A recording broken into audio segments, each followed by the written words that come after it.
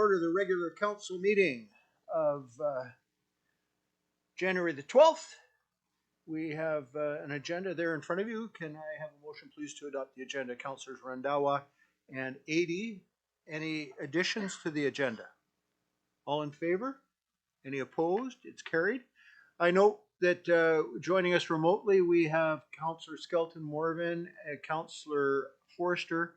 Is Councillor Cunningham there as well? No, he will not be joining us tonight. All right. I know Councillor Cunningham was trying to join remotely, but all right. This is an opportunity for any member of the public that wants to come forward and comment on any item that is on the agenda. You can do so now. Nobody's rushing towards the microphone, so I'll move on. There's the consent agenda. There are a number of items on the consent agenda. The council minutes from the special meeting to close on December 6th and the minutes of the regular meeting of December 8th, regular meeting of December the 8th. Report for receipt. There's a report from the fire chief, the monthly fire rescue report for December. There's a report from planning with December. There's correspondence for receipt. It's a letter of support from the city of Quesnel for the Prince George to North Vancouver Railway engagement and assessment. Correspondence for approval. There's requests from Clearly Coastal Charters for submission of formal comments with regards to DFO's salmon allocation policy and impacts on Prince Rupert's economy. Recommendation is that all the items on the consent agenda be approved and received as requested. Can I have a motion, please, to that effect? Councillors Niche, Councillor Forrester, any discussion? Anything you want to draw particular attention to? Councillor Ady. I would just comment on the request from Clearly Coastal Charters that they submitted some pretty detailed arguments. I find myself compelled to be in agreement with the position that something should be said prior to that deadline. Yes, yes, and will as a result of this motion. Yes. All in favor? Any opposed? It is carried. We have reports. We have a report from the Chief Administrative Officer with regards to the Highway Road Closure Bylaw number 3664. The recommendation is that Council considers the Highway Road Closure Bylaw 3664 2026. Directs staff to put the bylaw out for public notification. CAO Pucci, was there anything you wanted to say about the highway closure? All right. We have a report. Oh, sorry. Can I have a motion, please, for the recommendation? Councillors Randawa and Ady. Any discussion? All in favor? Any opposed? It is carried. We have a report from the Director of Operations with regards to Environmental Compliance Monitoring Services and Wastewater Characterization, RFP 250040.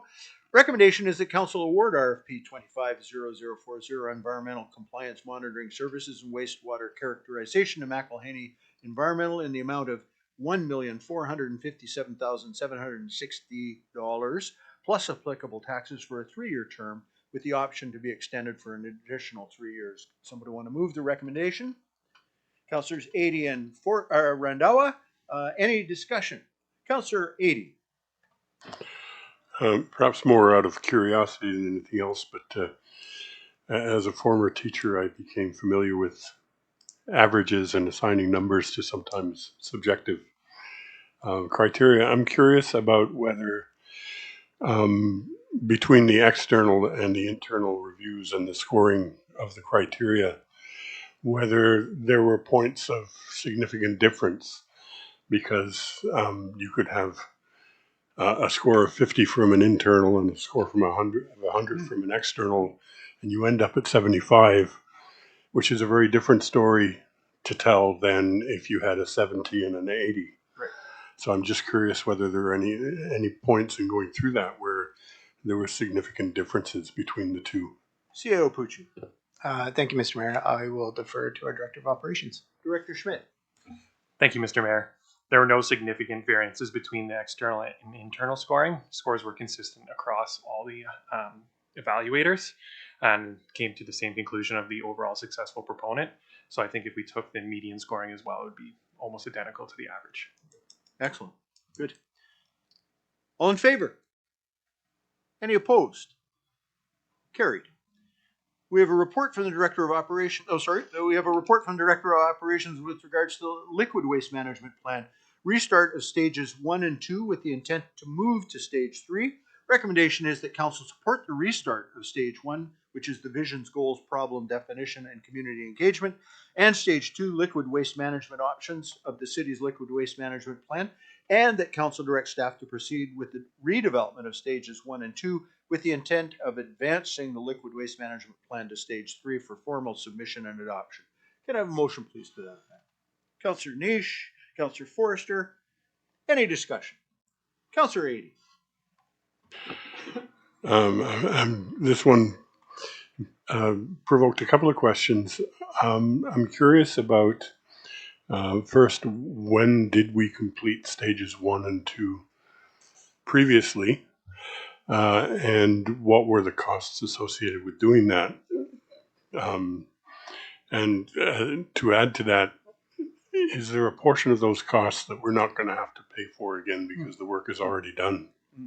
So just for the sake of the public, this is a case of going back and doing rework of stages 1 and 2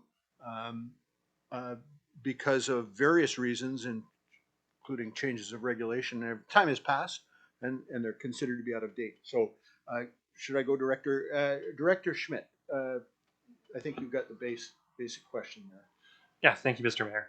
So for the first question there, what did the stage 1 and 2 cost? It's a little bit difficult to get to the stage 2 pricing, but we're looking through historical records. They were completed in 2009, 2010 areas when the reports came to conclusion, but they were started earlier. Roughly it was about $100,000 to do the stage 1 back then. And usually it's about double to do stage 2 on average. For the second part of that question regarding kind of can you reuse information from those reports, you can reuse some information from stage 2. Fortunately or unfortunately, our system hasn't changed much, so the options from stage 2 are going to be very similar. However, stage 1, the requirements have changed significantly from when we did those. So the Ministry of Environment is asking us that we have to restart that stage before we progress, which may result in changes in the information. But in discussion with consultants we normally use, they do believe there is some information we can take from those, if that answers the question. Councillor Adie. So if it was in or around 2009, that's a long time ago. So I can appreciate that a great deal of time has gone by. So the other question I had was, why did we not go to stage 3? And it may be that we don't have a ready answer for that at this point. I think the instructive usefulness of asking the question, though, is to make sure that we don't end up in the same position and find ourselves stalled and not go through the whole process. CAO Pucci.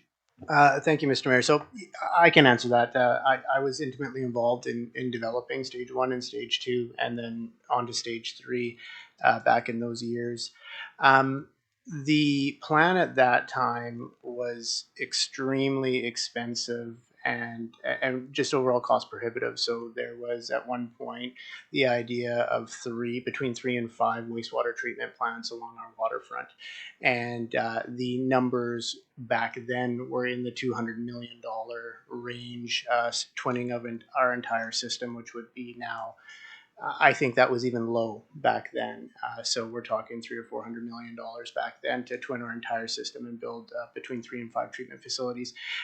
We went through stage 1 and stage 2 under sort of that direction, but when stage 3 came forward, the council of the day and staff's recommendation was to not adopt it because we would be setting ourselves up for financial failure. Once you adopt that and it's signed off by the province, you are then mandated to put that in a certain time frame, and we couldn't do that at the time. So we developed stage 3 to a certain point and then said we cannot go any farther without any federal or provincial funding, and we still haven't seen that federal or provincial funding. However, since then, when we're restarting this program now, we've found other green and innovative solutions that are significantly cheaper, and that's what we're looking at now, which changes the entire idea of how we deal with our waste in this community. Thank you. Councillor Adie. So just then a final follow-up then. So if I understand it now, we do stages 1 and 2. And am I to understand that we have a much better chance of getting the kind of funding we need to follow through and finish? I hear the word green, and I think sometimes that word is a bit of a magic key. It opens up possibilities with senior levels of government. So I guess I'm hoping that we are more optimistic that the pieces are going to fall into place. CAO Pucci. Thank you, Mr. Mayor. Yeah, we are. We've been conditioning the federal government and the province, and they are actually joint funders in this pilot program that we are doing. So they're keenly watching what happens and how we develop this this pilot project to show that we can treat our waste in this way, and then looking at deploying that through the community. Thank you. Councillor Niche. Yeah, I was kind of get into that conversation as far as having a 1 and 2, but can you base that on something that hasn't even been built yet? I mean, with this pilot program going forward on their first sewage treatment, like how long is that in place before we can actually determine whether or not that is going to work, and if stage 1 and 2 is now going to incorporate that technology? CAO Pucci. Great question, Councillor. Thank you. The answer to that is that it is operational. This type of technology is used throughout Canada and is used in the United States and in Europe. So the technology is there and it works. It's used in very wet climate locations similar to ours. So we have no reason to think that it won't work. There is a lot of pre-work and base planning that needs to be done. We'll be doing all of that first, and then while we pilot the program. So we think there'll be a convergent point that should work fine.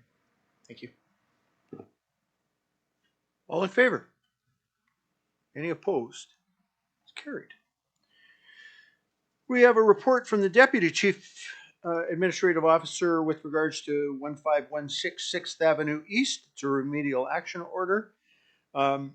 There are going to be 3 of them, and there's fairly lengthy recommendations, so I'm not going to read the entire recommendation for all 3, but I'm going to try to give you a sense of what's there. So first of all, this particular remediation action order is recommendation is that council adopt the following resolution. Receive the report of the Deputy CAO regarding the vacant and burnt out building located on land civically and legally described as 1516 6th Avenue East, Prince Rupert, BC, PID 01252934, Lot 1, Block H, District Lot 251, Range 5, Coastal District Plan 1920. That finds the building and debris surrounding the building to be in and create an unsafe condition. It finds the building to be a nuisance and so dilapidated and unclean as to be offensive to the community. Orders the registered owner of the property, Peter Herbert Forrester, and the administrator of the person's estate to do the following. All of the following: apply for and obtain a permit from the city to demolish the building, demolish and remove the building, remove all other waste and debris on the property, dispose of all waste and debris in an appropriate waste disposal facility, fill in any resulting hole in the ground following the building demolition. Requires it be done in 45 days, gives an opportunity for the owner to come before council if they object in some way, shape, or form. As I say, we're going to be doing 3 of them, but this is the one for 1516 6th Avenue East, where the fire took place. Can I have a motion, please, to adopt the recommendation? Councillor Forrester, Councillor Niche, any discussion? All in favor? Any opposed? It is carried. There is a similar order for a report from Chief Administrative Officer with regards to 1040 2nd Avenue West. And it has all of the same requirements that the building requires the owner, it's slightly different. I'm just going to catch the highlights. Apply for to either demolish the building or repair the building. To demolish the building or repair the building, so there's an opportunity to consider repair of the building, again, requires the owner to appear, if they wish to object, they can make their concerns known to council. Can I have a motion, please, to that effect? Councilors Randawa and 80. All in favor? Oh, Councilor Randawa. So, Mr. Mayor, so just after 45 days, like then their right will be, they have no right, then city will enter into that? Correct. Deputy Miller. Thank you, Mr. Mayor. That is correct. We do give the owner an opportunity to come to council and speak to it, but if they do nothing after 45 days, we proceed. All in favor? Any opposed? It is carried. Finally, we have a report, a similar report for 607th Avenue East. Again, the same kind of issues. Again, it's either demolish or repair as you go through it. And similarly, they have 45 days to take action, come before council. And can I have a motion, please, to that effect? Councillor Nish, Councillor Randawa. Any discussion? All in favor? Any opposed? It is carried. There are bylaws. City of Prince Rupert Fire Control Bylaw number 3663. Recommendation is the council give fourth and final reading to the City of Prince Rupert Fire Control Bylaw number 3663. Can I have a motion, please? Councillor Forrester and Councillor 80. Any discussion? All in favor? Any opposed? It's carried. City of Prince Rupert Highway Closure Bylaw number 3664. Recommendation is council give first and second reading to the City of Prince Rupert Highway Closure Bylaw number 3664. Councillor Randawa and Councillor Forrester. Any discussion? Councillor 80. Just a suggestion that the map that came with this part of the agenda was, in my very untrained eye, not very clear. I'm just wondering if there can be a clearer model produced, particularly given that it's going to go to public notification. Yeah, I agree. Certainly, if you didn't know what's going on, you wouldn't know what we're talking about. CAO Pucci. Thank you, Mr. Mayor. We will have better mapping for public consultation, and we'll have one for the next council meeting. Thank you. Yeah, can you just, for the sake of the public, as we're passing this bylaw, give a brief verbal description of what we're talking about? Thank you, Mr. Mayor. So there are two small slivers that are on George Hills Way that will be closed.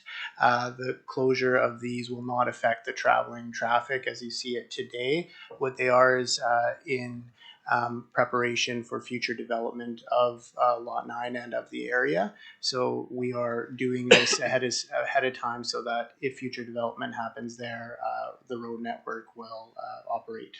Thank you. All in favor? Any opposed? It is carried. City of Prince Rupert Official Community Plan Update Bylaw number 3666, 2025. Recommendation is council give fourth and final reading to the City of Prince Rupert Official Community Plan Update Bylaw number 3666, 2025. Motion, please. Councillor Nish, Councillor 80. Any discussion? All in favor? Any opposed? It is carried. And finally, we have the City of Prince Rupert Zoning Bylaw Amendment number 3669, 2025. Recommendation is that council give fourth and final reading to the City of Prince Rupert Zoning Bylaw Amendment number 3669, 2025. Councillors Nish and 80. Any discussion? Councillor 80.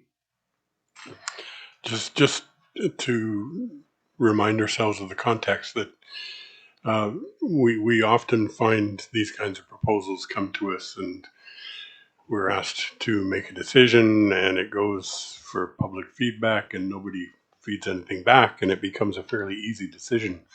This one was not like that. This one produced a pretty vigorous discussion with two sides. And so one of the results of that discussion when it first came before us was that we asked staff to go and speak to not only the proponent but also the neighbors that were concerned and see if there was a middle ground. I'm confident that that happened, but I think since that was a public discussion, it would be appropriate for the public to hear the result. Director Pope. Thank you, Mr. Mayor. To answer Councilor Adie's question, the staff met with the proponent and the neighbors under question on December 8th of 2025 to discuss the proposal. And the proponent was able to show the neighbors that the site would accommodate 15 parking stalls, which was one of the concerns raised by the neighbor around the ability to accommodate parking. And this is 6 above the required off-street parking requirements under our bylaw. And that building foundation would be lowered around 3 feet. So this was another concern raised by the neighbor, which was the height of the building. This satisfied the neighbor and the results of the proposal to do 8-foot ceilings, which again would lower it even further. So as noted, these plans satisfy the neighbor's concerns, and they have since confirmed that they are happy and excited for the proposal and plan to work with the proponent as needed. Excellent. Any other questions or comments? I just want to express our thanks. You know, these things bubble up, and council relies on staff to then go out, and it sounds like you had a really constructive meeting with everyone. Appreciate your taking the time to do that. Very worthwhile. Thank you. All right, all in favor? Any opposed? It is carried. Council roundtable. Any Councilor Niche? Just because we had such an evening of the demolition orders and that stuff, I was curious to know if we had any updates on a few of the other properties around town, or if we could get one in a upcoming meeting. Like there was one on 11th Avenue, and there was a couple, one behind Henry's on 8th, I believe it is. Just if we could get that soon. Deputy Miller. Thank you, Mr. Mayor. Certainly, I can provide that update. There will be more remedial action orders coming. Our legal is fast and furiously writing these up now, so you should have at least 3 more next meeting as well. Great. Councilor Randawa. Thank you, Mr. Mayor. So we had snow in Christmas time and last week, and our operational staff done a really good job. So we getting really good feedback from our people. So I would like to thank our operational staff. Excellent. Yeah, I echo that. When you talk to people who live away from Rupert, and they always ask you, well, does it snow a lot? And they have, well, we're just south of Alaska. They have pictures of igloos or whatever. But we often have December's, Christmases that are just rainy, right? This year was just a mess. It was an absolute mess. And our staff just handled it incredibly well. And I know that you've acknowledged them, CAO Pucci, in different ways, but I want to, on behalf of the entire council, express our gratitude to the team at Public Works and anybody else that was involved in helping clear through, the Snowmageddon, followed by Rainmageddon, followed by more Snowmageddon, and just an incredible series of events. And I know in the middle of that there were a few water breaks as well, which again staff were jumping on immediately, and the community was well served. Thank you for raising that, Councillor. Councillor Forrester. Thanks. Also echoing those same comments. Thank you for everything. A couple of things. I also wanted to do a shout out to our fire department, who fought quite a large fire out at the Horizon Camp over the Christmas break. Yeah. And did a lot of really good work there. So thank you for doing that. The other thing was more of a question. So I'm very familiar with the app for reporting potholes. And I've used it several times with all the snow and having to shovel it, potholes come up. My curiosity is there's quite a few that are developing on the highway, which is not the city's responsibility. Do people still report them on the city's app, or is there a different process we should be directing people to? Yeah, they need to report them to O'Brien's. I don't think there's any value in putting them through our app. CAO Pucci, can you comment? I'll defer to our Director of Operations. Director Schmidt. Thank you, Mr. Mayor. You're correct. O'Brien's Road and Bridge does all the maintenance for the highways contract. Your best bet is to give them a call. So I don't know the number off the top of my head, but it is listed on their website for maintenance inquiries. So, and just for clarity for folks, because, you know, we got lots of new people in town and whatever. Basically, the highway comes all the way down McBride, it hits the roundabout, and then follows 2nd Avenue all the way out to BC Ferries and that area there. So, you know, I hear people talking about potholes in front of Tim Hortons or Walmart or, you know, all through there. That is all highways through there. So, yeah. Councillor Forster, do you have more?